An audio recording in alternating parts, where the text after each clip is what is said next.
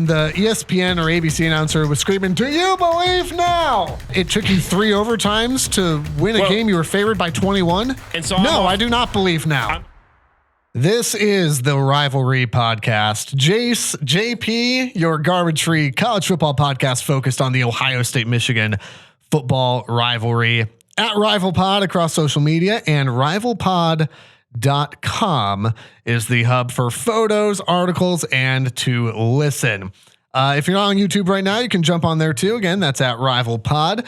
This is college football sports talk without all the tangents and focused on that last Saturday in November. We're going to spin the wheel route here to break the ice. I don't want to do this episode. I am so ready. I don't want to do this episode today. From about 4 o'clock, weirdly enough, on Saturday, that's really when I kind of felt ready. Early season Heisman front runner. Ooh, man. I mean, it's so obviously wide open. Yeah, I mean, wide open, but I don't feel like the guys that were at the top of the list in the preseason have really gone anywhere. Mm-hmm. I mean, frankly, the easy. So who did you have at the start? For Heisman, I don't know that I had a Heisman pick, but I'm just saying like the guys who were like betting favorites early on haven't gone anywhere. I mean, I think you got to tip your cap this week if you're Michigan and say Quinn Ewers has got to be up there. I mean, that guy is the real deal. I don't know that there's a quarterback playing right now that is playing better than Quinn Ewers through 2 games.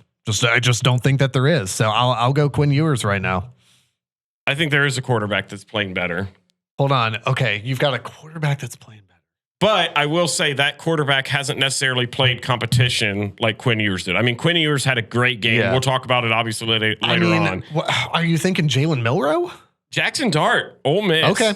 I just right now he's putting up video game numbers. He's got 795 yards on the season, 6 touchdowns just 2 games into the year. I mean, that's just insane. I'm pretty sure you're the guy that told me that Ole Miss was a pretender when I insisted that they were an actual real deal title contender. You can still be a pretender and still have a very good football player on your team. Let that be known. Jackson Dart, a stud.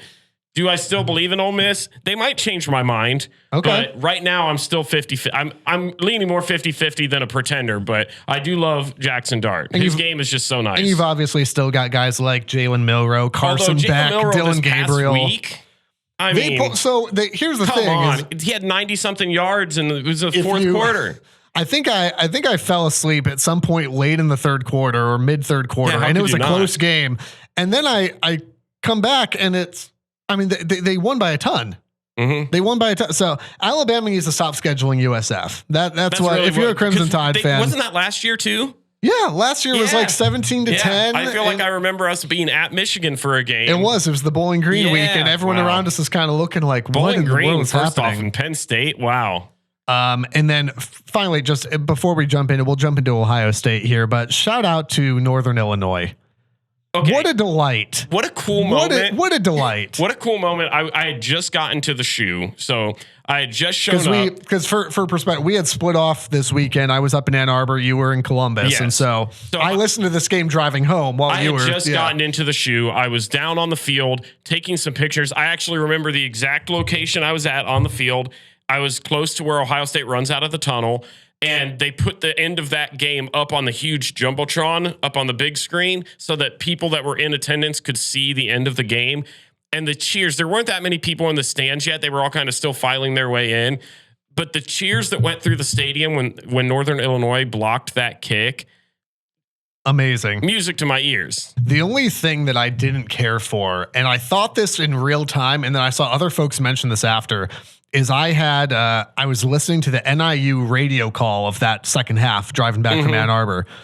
And when NIU kicks the field goal and it's good and they're going nuts and whatever, when they called the blocked field goal, the way that the guy screamed, blocked, what sounded like App State, Michigan. And I thought it in real time and I was like, no. I'm a little PTSD. That's all. And I saw other folks start to comment the same thing. I saw that same exact radio call being tweeted out a million times. And I kept saying, I need to go back and actually listen to that. I need to go back. Do you think that I have yet? No. But now I'm going to because it's phenomenal. And it was one of those things too, where like listening to it in the moment on the drive, I'm going, if this is no good or if they block, like this is going to be an all-time call for this school. Yes. I mean, that is the biggest upset in NIU history. I know they beat Alabama a long, long time ago, and that was kind of their big one they were talking about on the broadcast.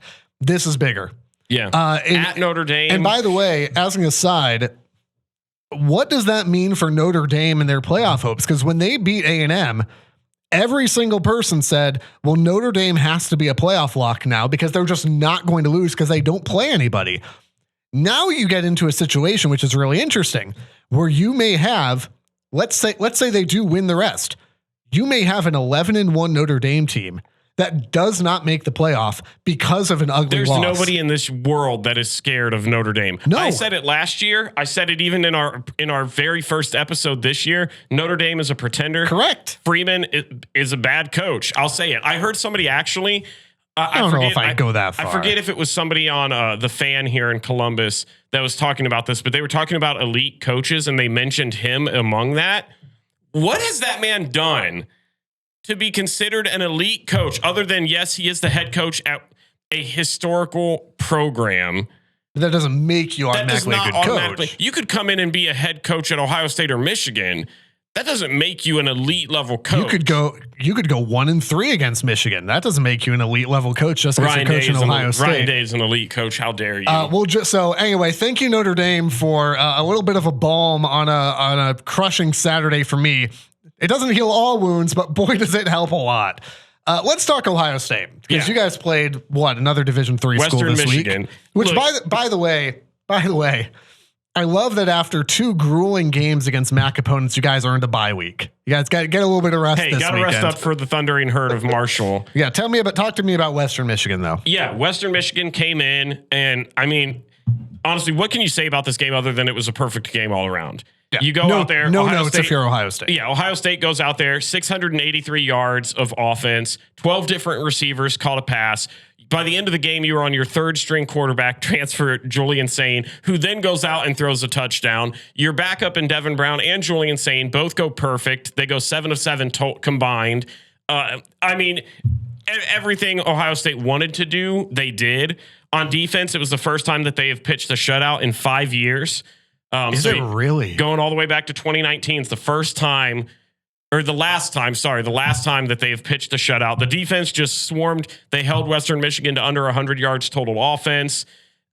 It was just one of those games. It was fun to watch from the moment you went. There were a ton of explosive offensive plays. There's actually a Quinshon Judkins play where he ripped off an 80-yard touchdown, and it came back on the hold. It came back on a hold, which was a hold that didn't really impact the play whatsoever. It was one of those things I heard announcers talking about it after the game on the drive home, where they said it's one of those things, sure, but it wasn't it didn't impact the play. It wasn't a consequential play. So don't do it. So they were saying, don't do it. They were saying sometimes you see those calls not get called because it doesn't impact anything. They just decided to call it. But seems like y'all turned out okay. You finally saw glimpses of what Quinshon Judkins could be in this offense. I think Chip Kelly's play calling looked phenomenal.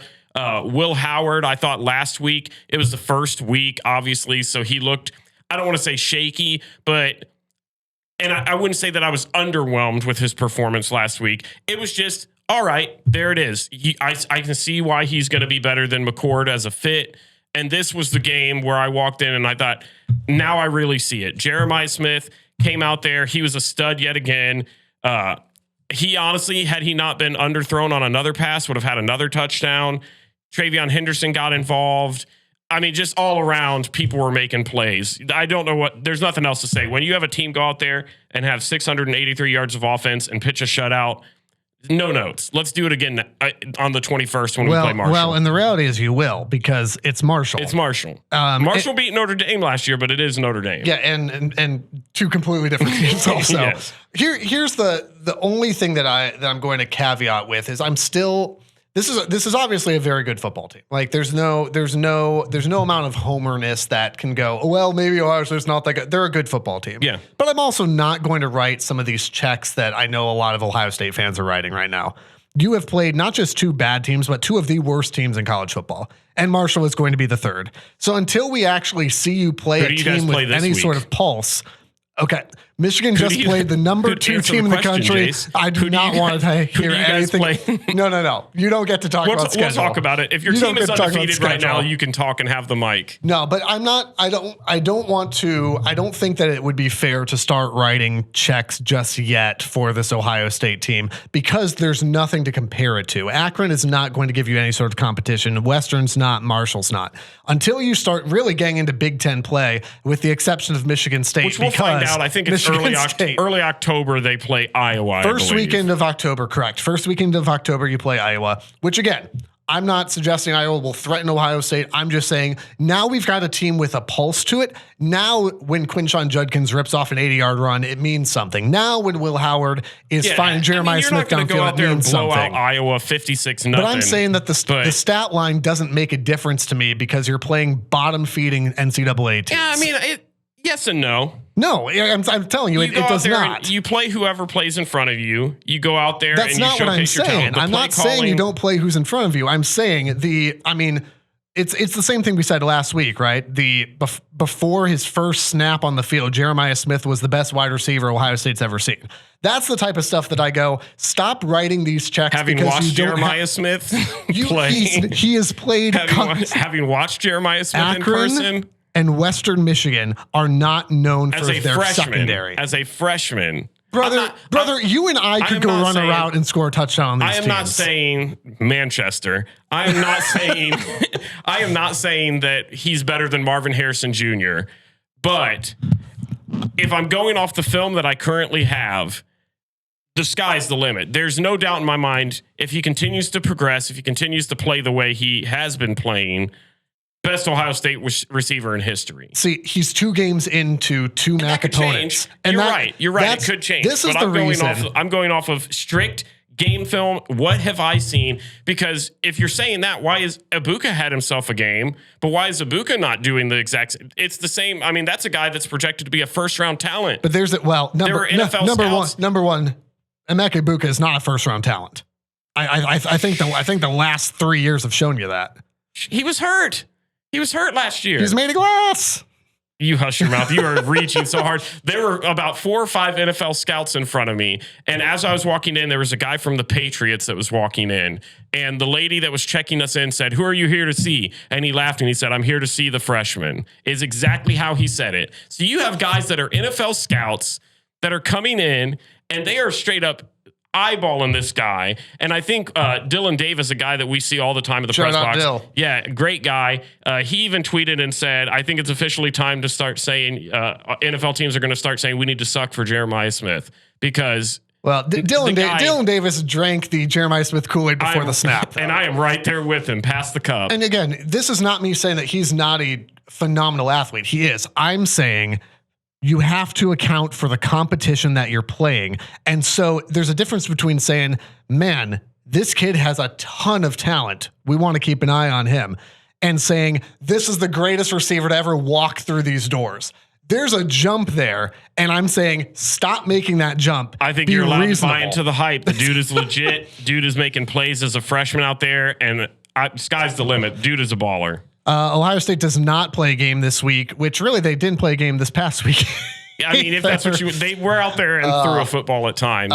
So bye week for Ohio State, they will get Marshall coming up. I mean, what's one thing? Okay, so obviously, any way you want to slice it, it's still a really good performance from Ohio State. Yeah. What's one thing at this point? And again, all the things that I've already said about competition, bottom feeders, whatever. What's one thing that concerns you? One thing you need to see improvement on, let's say by the time you get to Big Ten play, and I'm not talking about Michigan State, actual Big Ten teams like Iowa, the Nebraskas, stuff like that. Yeah, I still think offensive line, although they had themselves a game this past weekend, I think that's going to remain the number one question throughout the entire season, honestly. The defense, the past 2 games has been outstanding. The receivers, I thought against Akron, it was kind of a Jeremiah Smith only show. I was actually really happy this past week to see Carnell Tate.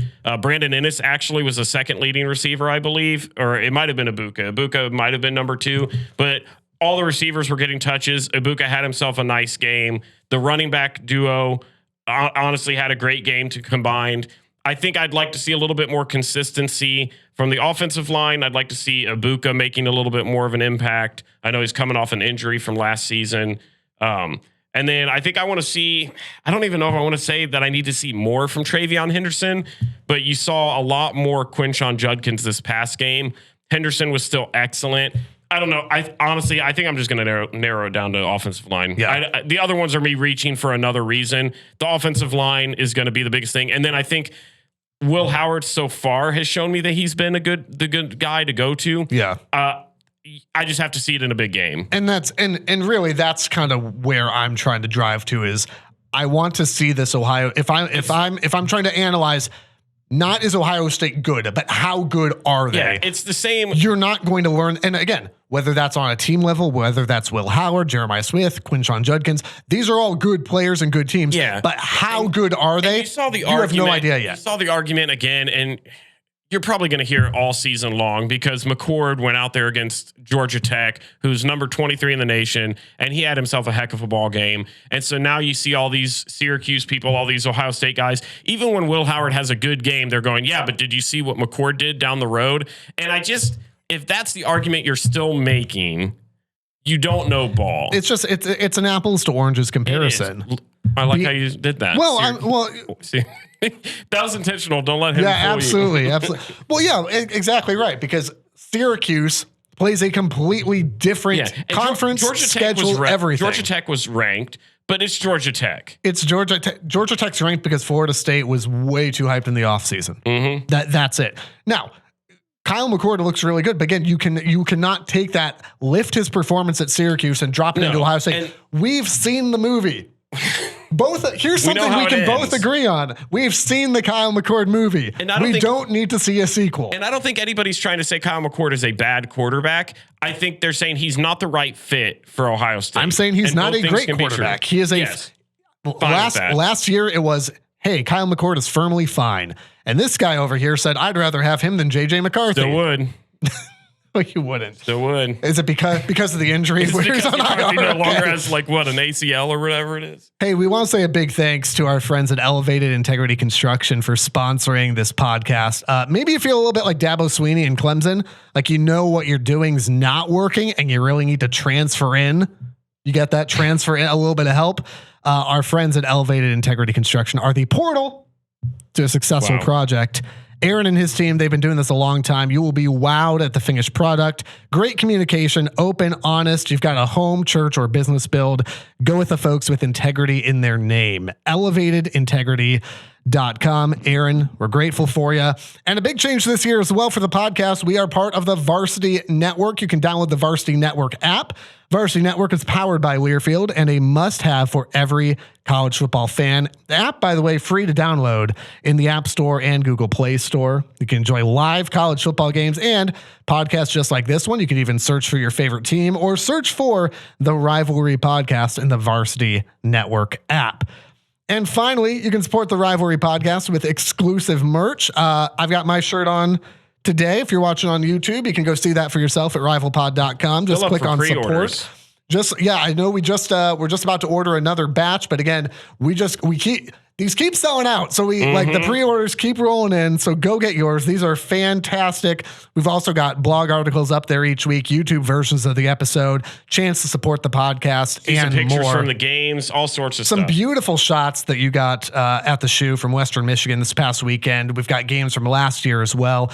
All of that waiting for you at rivalpod.com. And whether you're listening through Apple Podcasts, Spotify, Varsity Network app, make sure that you subscribe so that you can get updates every time a new episode drops. Are you ready? Are you ready now? I don't want to talk about. Okay, I'll gladly start. There was no Michigan game this weekend, which is weird because it was scheduled, and then it just no. So all right, so Michigan, Texas. Texas 31-12, which looks bad and yet somehow looks better than the game actually was. That's one of my notes was this game, the score doesn't even really reflect. This is one that for me that is number one. I've got to eat a slice of humble pie here because I gave Michigan. I thought Michigan would win this game. I know that you sent a picture. Yeah. Before the game that said Michigan has never lost a game when I've been in the building. Well, psych, it was a green screen and I actually was in my living room. So yeah, so slice humble pie for me, because I really thought, and the hype for Texas across the nation, the media, everybody was picking Texas. I really believed in Michigan's ground game, giving them a chance to win this game. I didn't think it had to be fancy. It wasn't going to be the J.J. McCarthy slinging the ball left and right show. But what Michigan has done traditionally is just lean on you till you cry uncle. And I expected them to be able to do that. My initial question for you, before you really like break down and analyze this game. Oh, I've broken down already. Oh, trust me, I broke down several times this weekend. Because you were at the game, obviously. You got there a little bit early. Game day was there. It was hyped, man. The mood. So that was my question. The mood overall. Was there a sense of confidence from the fan base? Or was it just hype that there's a lot going on and it's a big spectacle? So or was it genuinely belief? The vibes were high. It reminded me a lot of 2021 Ohio State, where you're coming in and I don't remember. I think the spread for Ohio State in 21 was 6.5. I think they were 6.5 point underdogs to Ohio State. So this was 7.5, somewhere in there. I felt like the vibes were real similar.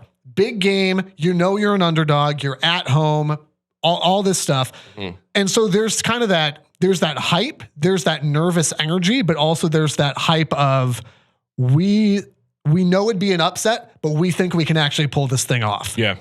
And you come out with that first drive of the game where Texas, I think, went 3 for 3 on third down. But again, Michigan's defense was making them work for it. And then Auburn shanks it wide right.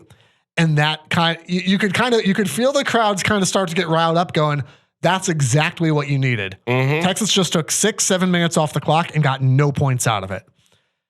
And then Michigan's offense took the field. And this is where... That's what you called it? This is where, for me... I mean, there's just so many questions on both sides of the ball, but when Michigan, I want to say they went 3 and out to start that. I don't know. I don't know where the next step is for the Michigan offense. And I'll get to the defense here in a second too, because they were beyond faultless in this game. For the Michigan offense, what concerns me is I don't know that they have an answer for this. Sam Webb described it as they don't have an identity. And I think that's exactly it. You are not obviously going to be the J.J. McCarthy, Blake Corum offense from years past. You shouldn't have to be, but you've got to be able to be something. Mm-hmm. And, there was some chatter about why Kalel Mullings did not get as many touches as Donovan Edwards. That's a concern, because I think we've all kind of established Kalel Mullings is probably the guy who needs to be the guy. There's concern, obviously, at the quarterback position. It sucks to jump on Davis Warren, because Davis Warren is such a feel-good story, right? Here's a kid highly recruited out of high school, diagnosed with leukemia, beats cancer, has to sit behind guys like Cade McNamara and McCarthy for years, now gets his shot, and everybody jumps on him. And I hate that, but also you're the quarterback at Michigan. This is part of what comes with the territory. And so he's the easiest kid in the world to root for. But I don't think he's the guy. And unfortunately, the only ones that seem to think he's still the guy are the ones with clipboards and headsets that seem to matter. Here's the issue, because I had everything you said I have in my notes. I don't know. We're going to agree on a lot of this. The offense had zero identity. Yep. Texas scored on 5 of its first 7 possessions. Could have been 6 had they not missed the field goal. Sure. So this defense that was hyped up, and granted, Texas has a very good offense. That is beside the point. Yeah. But you go out there, you're not going to win a big game like that, when you're allowing an offense to go out there and score 5 of its first 7 possessions. Well, but the thing is, you were still kind of in it. And here's where I'll get to the defense in a moment too, because I got some thoughts on the defense. Well, and here's what I understand the strategy behind this a little bit, but I also don't get it, because your guys' identity the past 3 years has been, we're going to run it down your throat until you say no. And this seemed to be the case. I thought, honestly, Kalel Mullings and Donovan Edwards weren't having terrible games running the ball.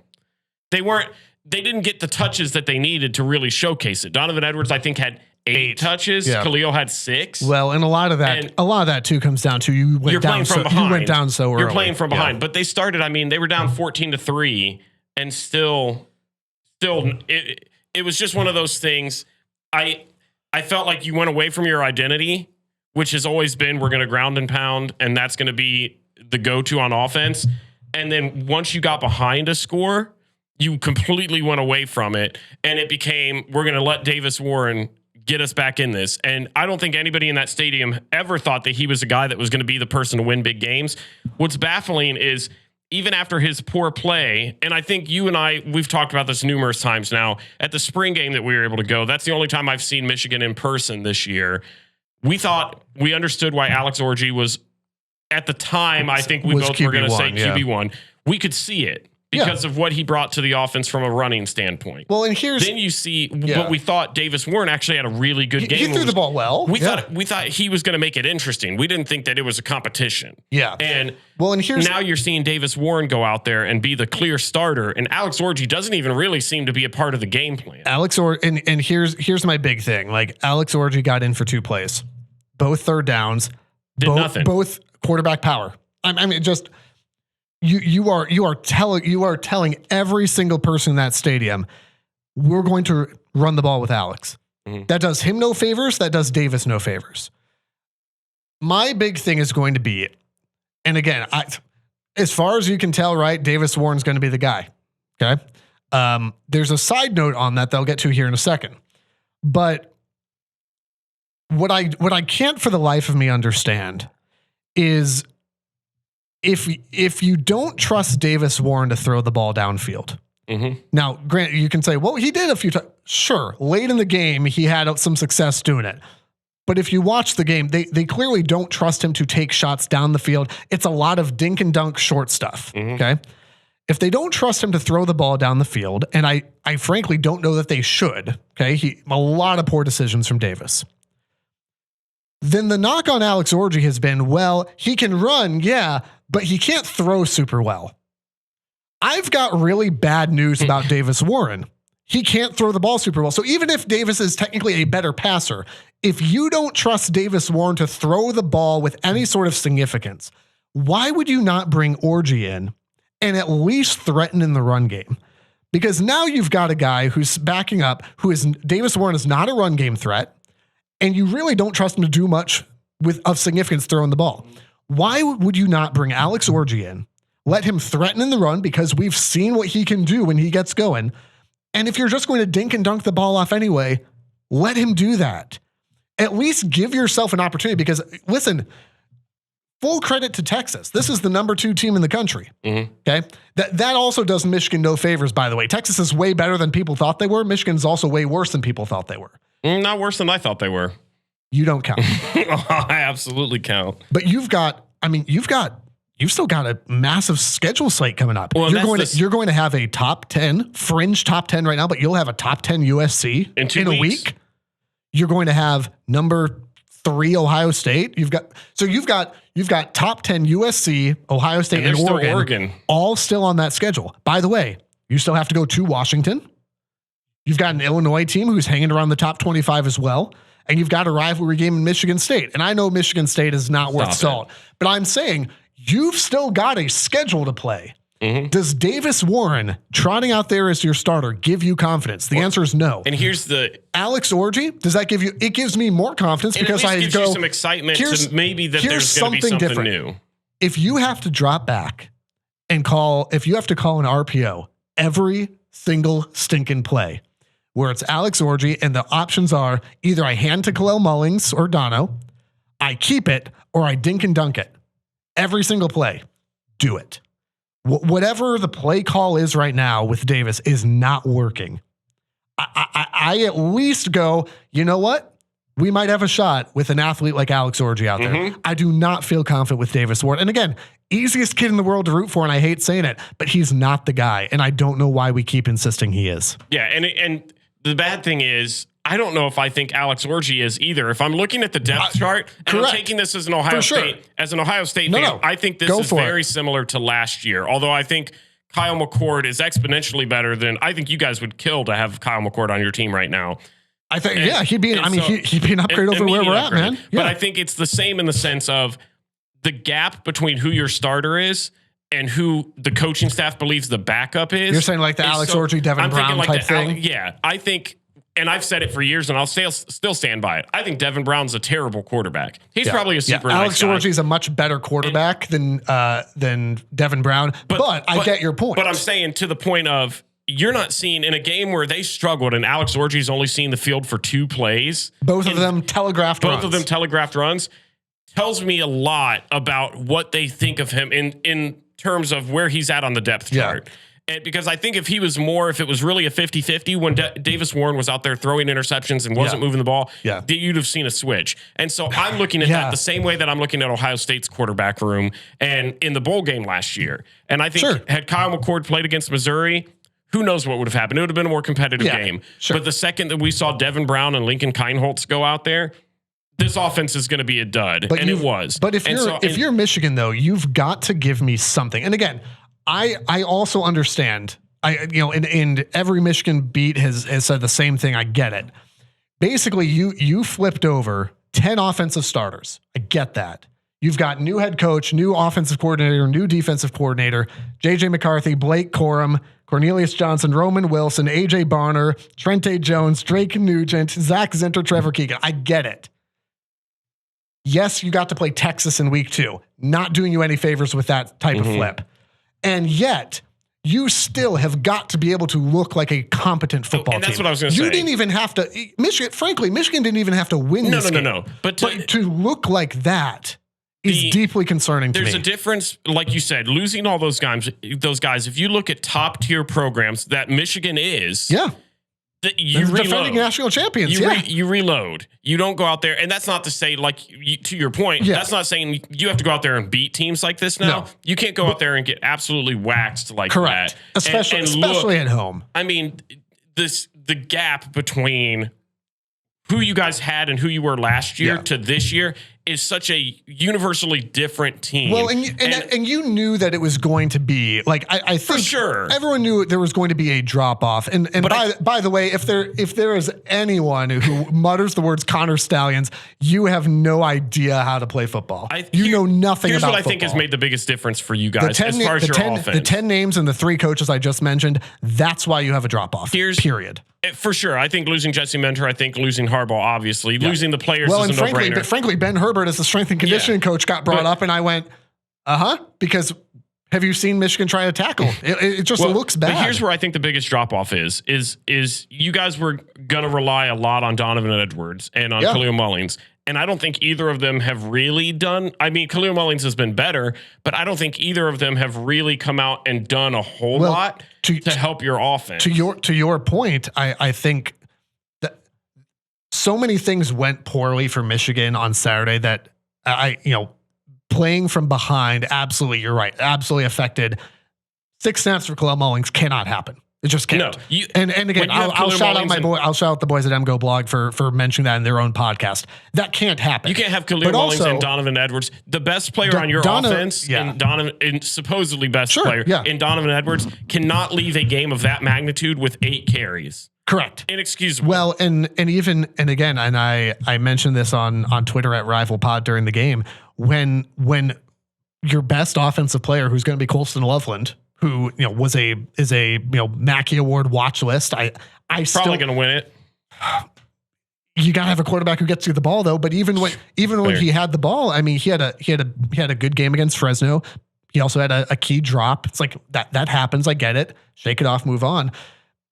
He fumbled the football with no context. One of the weirdest fumbles I've seen. That's kind of when that stuff. That he's not the reason they lost this game, but when that stuff starts to happen, that's when you know something's just not quite right there. And I said I'd get to the defense, and now's as good a time as any.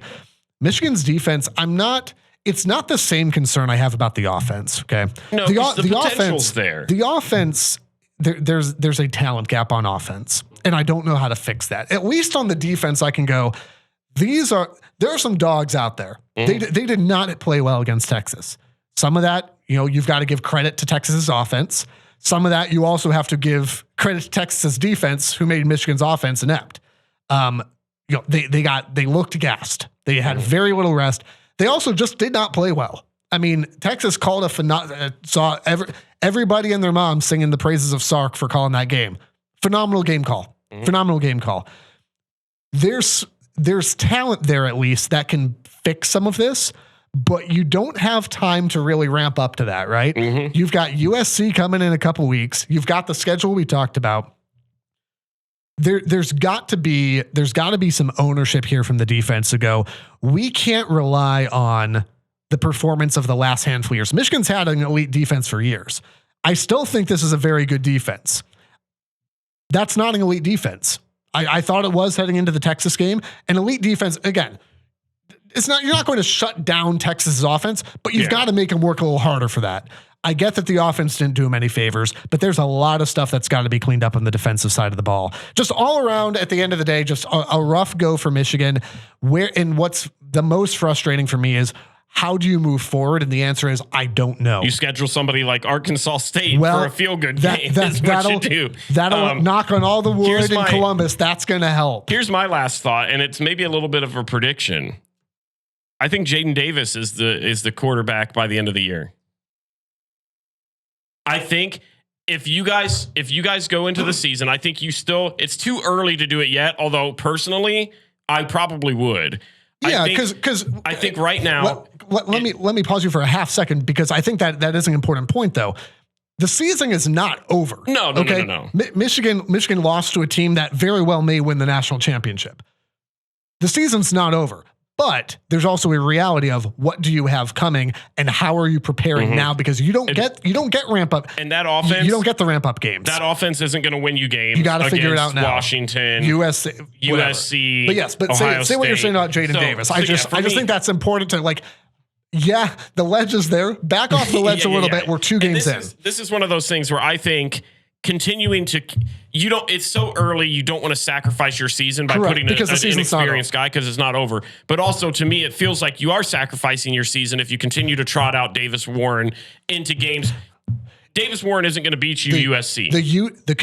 Using Davis Warren, and I'll say using Davis Warren and Alex Orji in the way that they're currently being used, it's not going to get it done. Death sentence. If I'm looking ahead, you're trying to think of the future. Yeah, and Davis is a highly touted recruit. He's there. That is going to be the guy moving forward. After seeing the offense this past weekend, if that trend continues, I don't think you make the move now. I personally would, just because I don't have faith in them. I don't think you do it now, but I think if you lose to USC and you got 2 losses, I think the conversation heats up a little bit about Alex Orji and Davis Warren are getting sat, and I think I'm bringing in the freshmen, and I think I'm gonna go through the growing pains now, because in Jaden Davis is the guy. 2025, it's Jaden Davis. And so I would rather him get some stuff under his belt. Yeah. And I would rather him get comfortable. I'd rather have him go through some big games. You're going to lose games with him. Sure, he's inexperienced. But you're going to lose games with using Warren and Orji as they're currently being used is going to lose you games also. And so I think the benefit of starting Davis now, or at least if you suffer another loss, starting him now is going to benefit you more in the future than continuing to let him ride the bench just so you can let Davis Warren and Alex Orji play. I mean, my hot take is by the end of the year, you're going to see Jaden Davis out there at QB1. If you're not in kind of the depth chart recruiting world, and we kind of just barely touch our toes in that, Jaden Davis is kind of the JJ McCarthy recruit. Okay? And I don't think that he's far in the depth chart because he's not good. I think they're trying to protect any years of eligibility. They're looking at red shirts and stuff like that. So don't get it wrong. If you're like, well, yeah, he's not even playing behind those guys. Now they are preserving that. There's also a reality where chances are the kid is probably not ready. Like if he were ready, I think he'd have won the battle in a fall camp, and he'd be the guy. But yet, I think you're raising a good point. The other side of this, and again, this was thrown out there, so I'll do my own digging after I say this. But the other factor here is that Jack Tuttle's coming off of an injury. He was, and I'll have to double check this.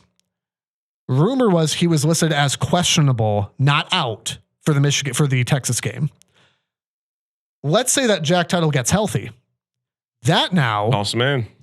You're exactly right. Awesome, that's man. now we're talking about a Kyle McCord type situation, a Cade McNamara type situation. That's Jack Tuttle. Now, does Michigan beat Texas with that? No. But again, the point was, and this sounds ridiculous to say, but hear me, the point was not even necessarily to beat Texas. Obviously, that's the goal. That's what you're trying to do.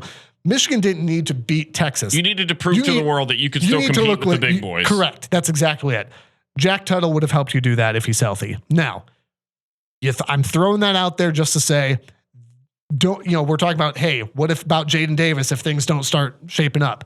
By the end of the year, if Tuttle's healthy, you might see that kid starting. And so that's where, as we're looking, for the rivalry, as we're looking to the end of November, and I'm seeing, obviously, it's a rivalry, so you're seeing a lot of Ohio State chatter, which is interesting because you haven't beat Michigan since 2019. I've seen but Ohio you State's saw Braxton Miller and Garrett Wilson, these guys. You follow a lot of Ohio State fans from unfortunately, Michigan. Unfortunately, the rivalry Twitter does, and I get subjected to a lot of this. That's my fault. That's my fault. I unfollowed Braxton Miller, by the way. But Ohio State did go to 17.5-point favorites for the game in November. And that's what I'm saying is that it means something, but it also doesn't mean anything because number one, these are going to be two completely different teams. And I think especially on the Michigan side, will God help us be a different looking football team. They'll obviously be a more experienced football team by the time you get there. The other big question mark is you have no idea who's going to be quarterback at that point. Could be an Alex Orji situation. Could be Jack Tuttle. Could be Jaden. It could be just about anybody except Jaden Dunn. We haven't even touched on the game this week because I think. Oh, do we need low key? If I'm Michigan, I think you guys are going to beat Arkansas State. I'm not really concerned with your guys' ability to beat them soundly. This is a game where I'm throwing in Davis a little bit towards the end of the game to get some reps in. If you are convinced that. Well, yeah. It's still a rule that if you have 4 games or something, then you can still be a red shirt and save as far as I know, that's fair. This would be a game where if it gets ugly, why not? I'm throwing him in there so he at least gets a feel for what it feels like to play in the big house, to get some game experience. The only reason, might need him. The only reason that I would hesitate that is if we're looking at this and again, as much as I'm saying, hey, switch it up. If Davis Warren, whether we want it or not, if he is really going to be the guy, you want him with as many live reps as possible. Competition, Arkansas State, we're talking about bottom dwellers like Akron and Marshall and whatever. Yeah. That's Arkansas State, okay? Fresno State was not that. Arkansas State is. You want as many live reps as you possibly can for the guy, if that's going to be your guy. I've got Michigan. I don't even remember what I told our producer. I've got Michigan. I think I said 38-0, 34-0, somewhere in there. Again, this is a get right game. Arkansas State doesn't do much. By the way, Dominic Zveda, Arkansas State transfer. Wow. This is revenge tour. Who's to say? Zveda bing, Zveda boom. I hate when you say that. Let's go. And I know it's exactly what you're going to. Yeah, I can see it coming from a mile away. Well, I mean, you've got to have Michigan this, yeah? You've got to have Michigan in this, right? Michigan? Look, after what I saw, they're lucky I pick them for anything else ever again. I do have Michigan. I got it 35, but I have Arkansas State scoring 10. Okay. I think that's fine. And here's the only reason why I think Arkansas State might even be able to slightly move the ball. Yeah. Is this past weekend, it showed me you guys struggle a little bit when it's a mobile quarterback this year. Sure. Yeah. I thought Quinn Ewers being able to escape the pocket helped tremendously. Yeah, mobile being not necessarily a runner, but elusive. He's not a runner, but he's elusive. Yeah, for sure. And I think Arkansas State, Jalen Rayner, he's their leading passer and leading rusher right now at the quarterback position. Yeah. I think he could. That also ain't Quinn Ewers, though. No, and I'm not trying to say it is. But I gotcha. I think that they'll get 10. Well, a lot. The vision from the defense was not ideal. Okay, so I think that's fair. And here's the point for this game that I think if I'm a Michigan guy, I'm really looking at is Arkansas State gives up just a ton on the ground. Sure. I think I wrote down the stats. So against Tulsa, they gave up 163 yards rushing. Against Central Arkansas, they gave a real up school 235 yards on the ground. Neither of those schools are remotely good. No. If Khalil Mullings and Donovan Edwards doesn't put up 100 yards this game, I am Xing him off of my NCAA 25 cover because how dare you, after a 10-year-long wait, put that trash on there? Listen, I don't care who runs for what or who throws for, just win the game. Here's the thing. It's not going to tell me a whole lot about Michigan. No. But so you got to see some rhythm though. You can still see some improvements. I mean, give me something to clap about, and let's move on and get ready for USC because it's going to be a tough one. Rutgers to the Rose Bowl, real quick. Rutgers gets Akron this past weekend. I assume they won. I didn't look because I don't care. It was like 49-17. It was a blowout. Kyle Monangai had a monstrous game again. Put Monangai in the Heisman, you cowards. Yeah, I mean, it was fine. It was a little bit close for a while, and then they decided they were done with it. The Shiano meter for Rutgers the Rose Bowl. It's going to stay the same. It's a 4 out of 5. The next game they have a bye week. Then they play at Virginia Tech. So that'll be the first test of the year. We'll see how it goes. That's great. Stupid genius upset picks of the week. Neither of us did very well in this. I had Michigan. You had Colorado. So yeah, yikes. Yeah. My favorite bit of the Colorado thing, by the way, was after the game, people yelling at Shedeur, asking him, what time is it? Phenomenal. Here's so good. You go with yours. I hate Colorado. So stupid genius again. Got to be at least a 5-point underdog. If you get the pick right, you get however many points the underdog spread was. Okay, pretty simple. Give me. First of all, there's not a lot of great games. I think I know which one you were gonna go with, and I did not. Well, it's not Wisconsin, Alabama. I can tell you that. I debated it though. Okay. I debated it. Give me Oregon State over Oregon. I almost went with that. Civil War. I still. Here's the thing. I still buy Oregon as a legitimate team, but also number one, there's not a ton of great upsets this week. Yeah. Number two, I mean, you still struggled with Idaho, and Boise State's a pretty good football team. Yeah. But again, a last second field goal. Struggled against them, and it was at home though. Until I really, I still think Oregon's elite. Until I really figure out until you kind of get going though. I mean, this is an early season upset potential. The Civil War. This is a big rivalry game. Why not? Why not Oregon State? Right? Oregon State is plus 14 in this game, so we'll see about that. I thought you maybe were going to go Arizona over Kansas State for a little bit. Is that a 5-point spread though? It is. is it really? I think Kansas State is 7.5 favorites. That's a more realistic pick. Mine. Oh, you didn't go with that one. I did not go with that. Oh, what did you do? What did you do? You're not very good at this. I learned my lesson. Anytime somebody says I've learned my lesson, they absolutely have not. I have learned my lesson. All last season, there were 2 teams that I feel like I routinely picked to be on my upset team for my stupid genius. And it was always the Florida Gators. I picked them, I think, 1,000 times, it felt like, and they never pulled through. And Colorado. I picked them an awful lot. I've got Colorado State over Colorado this week.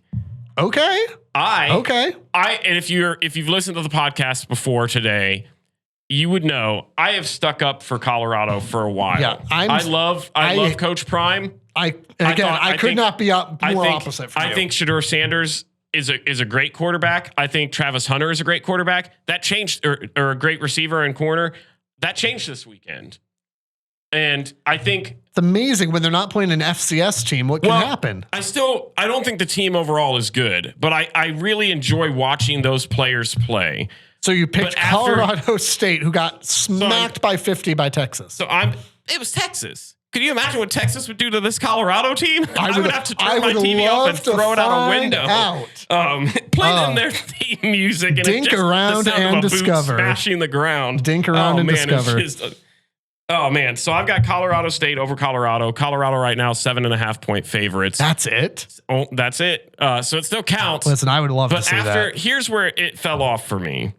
When with 2 minutes to go in that game this past weekend against Nebraska, you watch Shedeur Sanders walking off the field, and the game is still going on. Then he goes into his press conference and he proceeds to blame the entire offensive line and says, "Well, how many times did Dylan Raiola get touched?" That is not a leader. No. That is not who I want a QB1 to be. If I'm the offensive line, I am pulling a remember the Titans, and I'm letting them through the line every single time.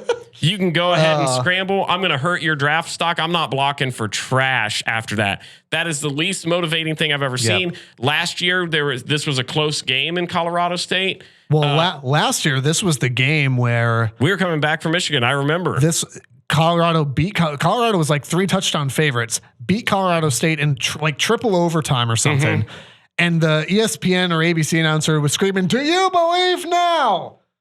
that it took you 3 overtimes to win a game you were favored by 21? And so I do not believe now. I'm officially off the train. I am not a Colorado stan anymore. I have joined the side of Jace. Finally, it's the only side we can agree on. Let's go. So give me Colorado State. Give me the Rams. Man, I love that. Shout out to my boy Drew, the only Colorado State fan I know.